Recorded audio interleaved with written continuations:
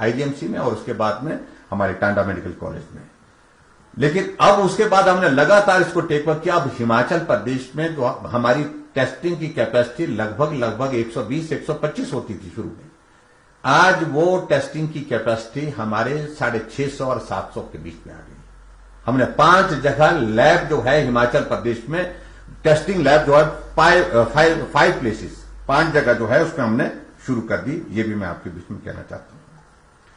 और टेस्टिंग की अगर पर मिलियन अगर हम हमारी कैपेसिटी की अगर बात करें तो उसमें मैं ये कहना चाहता हूं कि हमारी टेस्टिंग की जो पर मिलियन जो कैपेसिटी है वो जो है वो अभी जो परसेंटेज है वो 1478 है, और जबकि देश की जो है 1367 है। उसमें देश की तुलना में, पूरे देश की तुलना में हमारे बहुत ज्यादा इसको हम कह सकते हैं।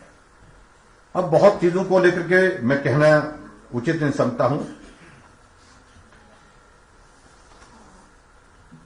2 तारीख तक हमारा जो डबलिंग रेट था वो it was more than 99 days, यानी कि 99 दिनों में भी 99 दिनों में भी अब मतलब डबल होने की हमारी स्थिति नहीं थी उस वक्त। मतलब इतना ज्यादा हमारा नंबर कम हो गया था।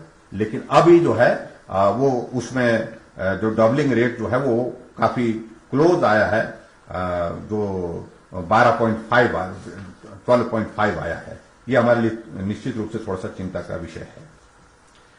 और ये मैं कहना चाहता हूं, इसके अलावा और चीजों को लेकर के अगर मैं 2-3 चीजों का फिगर करूं, बाकी तो मुझे लगता है कि बहुत लंबा जाएगा आपके बीच में। क्वारंटाइन के बारे में, क्वारंटाइन के बारे में मैं ये कहना चाहता हूं, और बहुत एक जगह के बारे में हम जिक्र करेंगे तो हमने हिमाचल प्रदेश में वर्तमान में जो है क्वारंटीन की जो कैपेसिटी को एनहांस किया है, क्योंकि हिमाचल प्रदेश में बड़ी संख्या में हिमाचल के बाहर जो हिमाचली रहते हैं वो वापिस आ रहे हैं। और ऐसी सूरत में जो अभी तक जो जिनको हमने क्वारंटाइन में रखा वो संख्या हमारी 21,851 है। और उसके बाद इसमें जो होम क्वारंटाइन का जो हमारा नंबर है अभी तक जो है 12,810 है, वो होम क्वारंटाइन में जो है। और उस अभी तक जो क्वारंटाइन हो करके जो लोग चले गए, जो पूरा कंप्लीट कर लिया, क्वारंटीन पीरियड पूरा कर लिया 8,680। और जो बैलेंस जो क्वारंटाइन में अभी तक है जिनकी संख्या 13,171 है। लेकिन कुल मिलाकर के हम कह रहे हैं कि भाई 21,851 की जो हमारी जो क्वारंटाइन की जो व्यवस्था इंस्टीट्यूशनल और होम क्वारंटाइन की।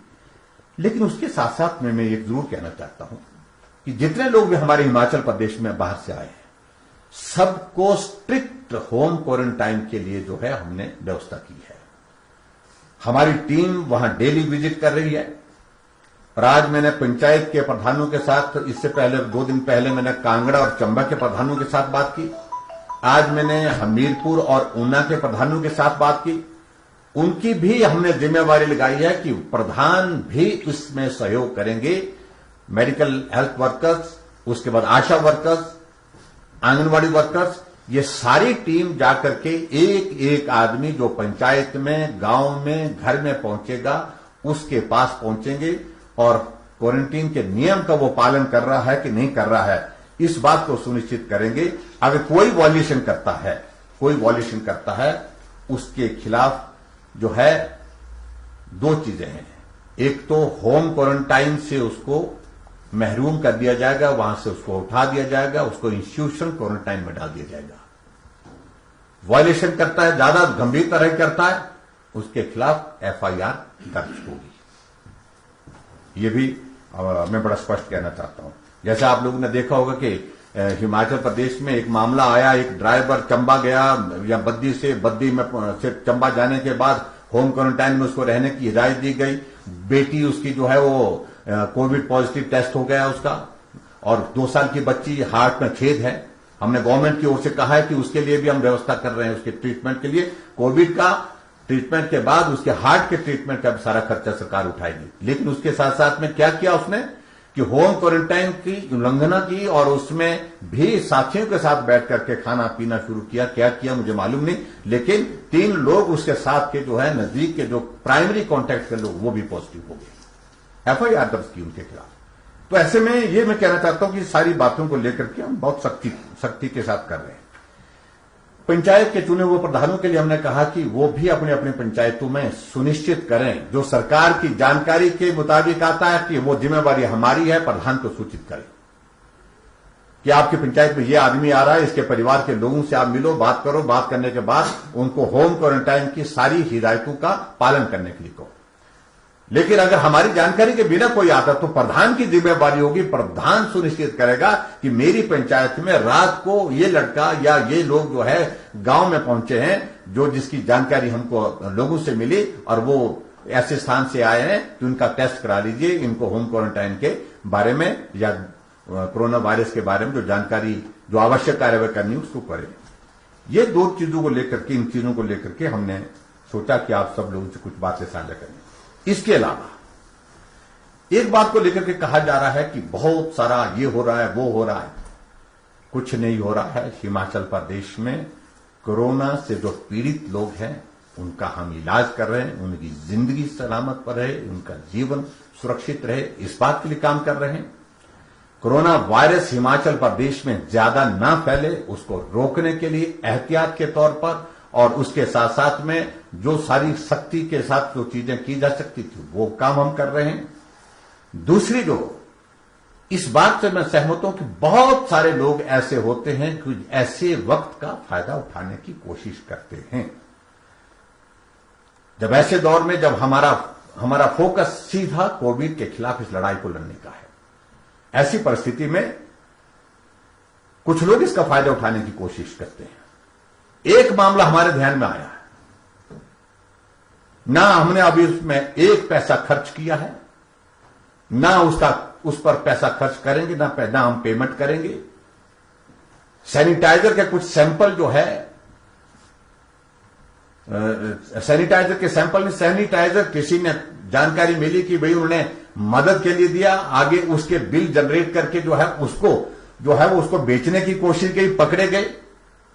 आज एफआईआर दर्ज करने के लिए हमने कह दिया, विजिलेंस इंक्वायरी के लिए हमने कह दिया, कोई नहीं बचेगा। जो भी इस दौर में ऐसा घिनौना कार्य करेगा उसके खिलाफ सख्त कार्रवाई होगी, सख्त से सख्त कार्रवाई होगी। एफआईआर दर्ज करने के लिए वो विजिलेंस इंक्वायरी सारे मामले में होगी और मैं कहता हूं, दावे के साथ कहता हूं, उन लोगों के खिलाफ जो भी कानूनी कार्रवाई के तहत जो बनता है उसको करेंगे। दूसरी बात, एक और इश्यू को लेकर के बात ध्यान में आई है कि एक नौजवान की जो है वो डेथ जो है वो कहीं से आकर के क्वारंटाइन में थे। अभी उस सारी चीज को लेकर के उनको बीमारी थी या नहीं थी, इन सारी बातों को लेकर के वो जांच का विषय है। लेकिन स्वारघाट में क्वारंटाइन में रखा गया था उनको, इंस्टीट्यूशन क्वारंटाइन में, और उस क्वारंटाइन में वो गिरने से उनके सिर में चोट लगी है ऐसे बताया गया। उसके बाद बिलासपुर ले जाया गया, बिलासपुर के बाद शिमला लाया गया और शिमला लाते हुए रास्ते में शायद उनकी जो है वो बताया गया कि रास्ते में हुई है, बिलासपुर से तो रेफर किया, ऐसी जानकारी मिली है। लेकिन उनके जीवन को हम नहीं बचा पाए, इस बात का मुझे बहुत दुख है। और यहां शिमला में जिस प्रकार से सारी चीजों को लेकर के जो व्यवस्था होनी चाहिए थी उसमें थोड़ी कमी पाई गई है, उसके जांच के आदेश भी हमने अलग से दिए हैं। और उसके साथ में ये घटनाक्रम का टोटल जो सारा ये वहां पर क्वारंटाइन में क्या हुआ, बिलासपुर में एम्बुलेंस में आया वो, उसके बाद एम्बुलेंस वालों ने शिमला में उसको पहुंचाने में किस प्रकार से कितना समय लगाया, इन सारी बातों, और उसकी मृत्यु कहां हुई, इस सारी बात की जांच के मैजिस्ट्रियल इंक्वायरी के आदेश करना, ताकि सही बात हमको जानकारी मिले कि उस बच्चे के साथ क्या हुआ है। उसके परिवार वालों के साथ हम बात भी करेंगे, उसके परिवार वालों को जो वस्तु स्थिति है उसकी जानकारी होनी भी चाहिए। उन्होंने कहा है, उनके परिवार की ओर से शायद इस बात का आग्रह आया कि जो हेल्थ डिपार्टमेंट की जो एम्बुलेंस थी उनके कर्मचारियों ने ठीक तरह से उनके जो है वो नहीं किया, उनके सहयोग नहीं किया वो सारी चीज में, तो उसके कारण जो है उनकी मृत्यु की बात उन्होंने कही, ऐसा मुझे बताया गया, मैंने सारी रिपोर्ट मांगी है। लेकिन इससे पहले मैं मैजिस्ट्रियल इंक्वायरी जो है एडीएम बिलासपुर को जो है इसके लिए जो है अधिकृत कर रहा हूं और उनके माध्यम से जो रिपोर्ट आएगी उसके मुताबिक कार्रवाई होगी। तो मित्रों, ये कुछ बातें थी जिन बातों को लेकर के मुझे लगा कि राजनीतिक दृष्टि से मैं एक बात को लेकर के मुकेश अग्निहोत्री जी बहुत बोले। आजकल फेसबुक पर वो लाइव रहते हैं, विक्रमादित्य जी फेसबुक पर लाइव रहते हैं। मैं व्यक्तिगत रूप से विपक्ष में हैं, उनको बात कहने का अधिकार है। मुकेश अग्निहोत्री अपनी फेसबुक लाइव में कोई 10 बार पंजाब का जिक्र किए। पंजाब के मुख्यमंत्री ने नांदेड़ भेज दिया, लेकिन उनको यह भी मालूम होना चाहिए नांदेड़ से लोग लाए गए और उसमें लगभग 200 लोग जो है पॉजिटिव निकले। पूरे पंजाब में एक एक जगह जहां कहीं नहीं कोरोना था वहां तक पहुंच गया। ऐसी परिस्थिति हुई। उनसे तो ज्यादा मैं उनके बारे में नहीं टिप्पणी कर रहा हूं, लेकिन मैं ये कह रहा हूं कि पंजाब से 100 गुना बेहतर तरीके से हिमाचल को हमने संभाला है। हिमाचल प्रदेश में अगर ये तबलीग वाला मामला नहीं आया होता, 26 मामले सिर्फ उनके आए, और ये घटनाक्रम नहीं होता तो हमारा नंबर आप कल्पना कर सकते कितना कम होता। तो इसलिए मैं बहुत ज्यादा उन पर नहीं कहते। और दूसरे जो महाशय जो अनुभव की बातें अपनी जो सुना रहे हैं, मुझे समझ में नहीं। 25 साल हमको लगे विधानसभा के अंदर होने के लिए, और मुख्यमंत्री के बारे में, मुख्यमंत्री एक इंस्टीट्यूशन है, सहयोग देने की बात कह रहे हैं, अच्छी बात है, सहयोग दीजिए, लेकिन उसके बावजूद टिप्पणी करने में संयम करें। और मैं समझता हूं उचित रहेगा। उनके पिताजी का अनुभव बहुत लंबा है, लेकिन ये दौर भी लंबे दौर तक रहे वो मुख्यमंत्री, ये दौर उन्होंने भी अपने जीवन में नहीं देखा। और ऐसी परिस्थिति में कांग्रेस के प्रदेशों के साथ हमारी तुलना करें, कौन बेहतर कर रहा है, कौन क्या कर रहे हैं, इस बात को लेकर के मुझे संतोष है कि जब जिन बातों को लेकर के कुछ स्टेप हमने लिए हैं, उनका जिक्र प्रधानमंत्री जी ने भरी वीडियो कॉन्फ्रेंस में पूरे देश के मुख्यमंत्री के सामने किया कि एसीएफ के मामले में हिमाचल प्रदेश की तरह काम करने की जरूरत है।